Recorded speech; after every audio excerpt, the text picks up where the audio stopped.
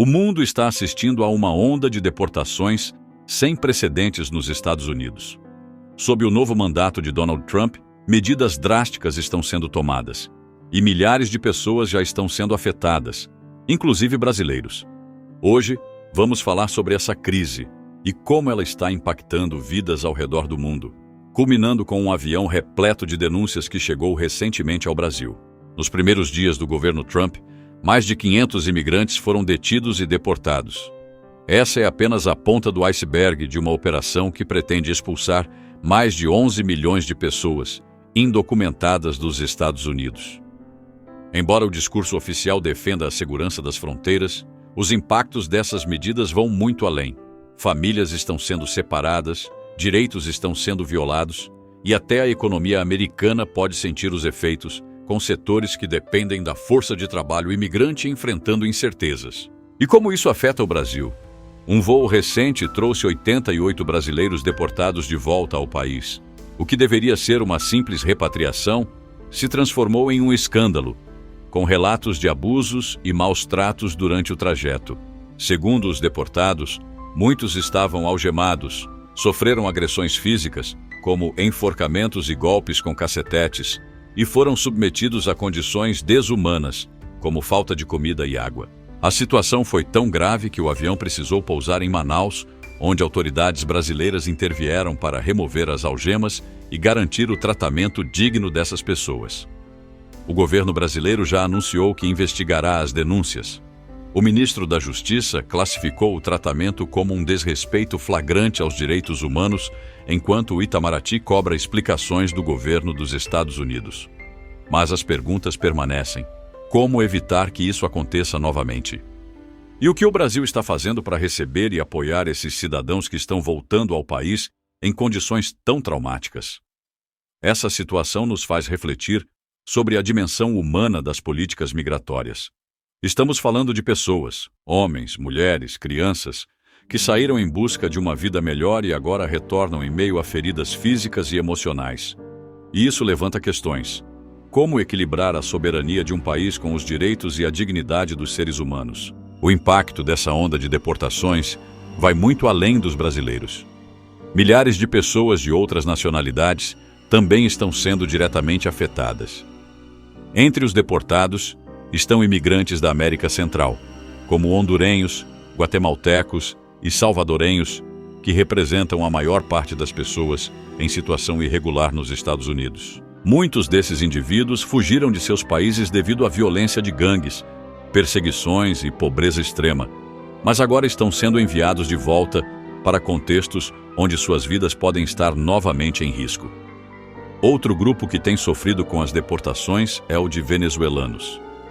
Fugindo de uma grave crise humanitária e política, muitos buscaram refúgio nos Estados Unidos e agora enfrentam a possibilidade de serem devolvidos a um país em colapso. Até mesmo crianças desacompanhadas, que antes tinham proteção especial, estão sendo afetadas por essas medidas mais rígidas. Essas deportações também têm consequências graves para as cidades fronteiriças entre os Estados Unidos, o México, como Ciudad Juárez, Tijuana e Reynosa. Essas regiões, que já enfrentam altos índices de violência e pobreza, estão sobrecarregadas com o grande fluxo de deportados. Abrigos estão lotados e muitas pessoas são deixadas nas ruas, vulneráveis a crimes e à exploração. Ciudad Juárez, por exemplo, vive um aumento da violência, enquanto os recursos para atender os deportados se tornam cada vez mais escassos. A crise também está atingindo a população local dessas cidades, que depende do comércio com os Estados Unidos para sobreviver.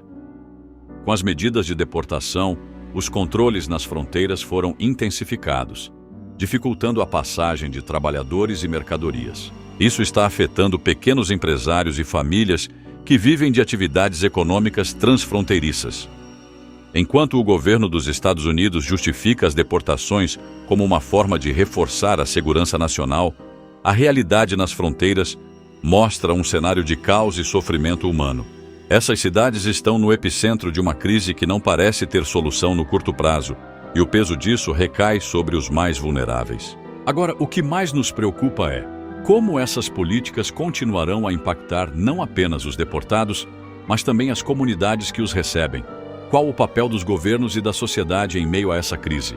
As deportações em massa que estamos vendo hoje não afetam apenas os deportados, mas também revelam as profundas desigualdades que ainda definem o mundo em que vivemos. Por trás de cada pessoa que retorna, há uma história. Muitos venderam tudo o que tinham. Deixaram suas casas, famílias e países com a esperança de construir um futuro melhor. Agora, estão voltando sem nada, carregando o peso de um sonho destruído. E isso nos leva a uma pergunta importante. Por que essas medidas estão sendo tomadas? O governo Trump argumenta que essas ações são necessárias para proteger empregos e garantir a segurança nacional. Mas será que isso realmente resolve o problema? Ou estamos apenas criando uma nova crise, deslocando milhões de pessoas, causando traumas e gerando tensões globais? As consequências dessas políticas vão muito além das fronteiras dos Estados Unidos. Países como o Brasil, México, Honduras e El Salvador estão sentindo o impacto de receber deportados em grande escala, sem uma estrutura adequada para acolhê-los. Em muitos casos, esses governos sequer foram consultados ou preparados para lidar com a chegada dessas pessoas. E o mundo está observando.